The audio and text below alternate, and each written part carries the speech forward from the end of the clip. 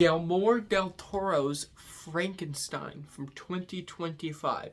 So this is the new adaptation of Mary Shelley's Frankenstein. I gave my copy back to my friend who I borrowed it from after reading it, so I do not have the book to show anymore.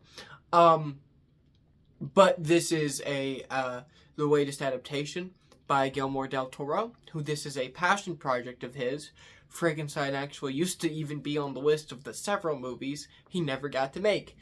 He is kind of known in Hollywood as being the guy who makes a lot of great movies. Like the Pinocchio movie he did, like Blade 2. But has tried to make a lot of even more movies and not been allowed to. Things like Frankenstein, which he's now made. And something he still hasn't made, Justice League Dark. James Gunn. Hire him to do Justice League Dark. He really wants to. But, side note, he finally made this movie. And it got a limited theatrical run that I was not there for because it did not come to my state because I live in the Bible Belt. And if you've seen this movie, you know why they wouldn't release this thing in the Bible Belt. But it is finally on Netflix as of November 7th. I am recording this on the night of November 7th. Here's what I thought about this movie. I really, really fucking enjoyed it. Best things. Oscar Isaac's performance as Victor Frankenstein. Victor is sympathetic in the book a lot. He's usually portrayed as sympathetic. But now, I feel like we are getting more adaptations of him where he is a dick. And this is one of those adaptations of him. Because, think about it. Think about what he wants to do. He's crazy. What he wants to do, what he does, is bring the dead back to life.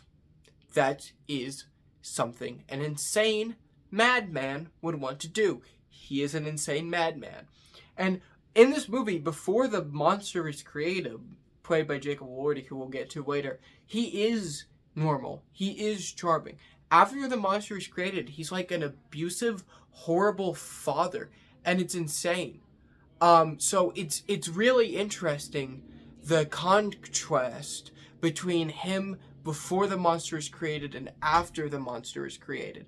It really is interesting. Because after the monster is created, he is awful. Just horrible. And it really shows that, he's not a likable guy. In this movie, there are multiple things that he does that are horrible that he blames the monster for doing. And that's really interesting. What else did I like? Jacob Elordi's performance as the monster, the other main character. Half of the movie's about Victor, the other half's about the monster. Jacob Elordi is great as the Frankenstein monster for the most part. We'll get to the bad things about his performance later. He plays it very sympathetic, very bookish. He reminded me of a lot of Robert De Niro's take on the character. So, now I've told you why I like the movie. I have more.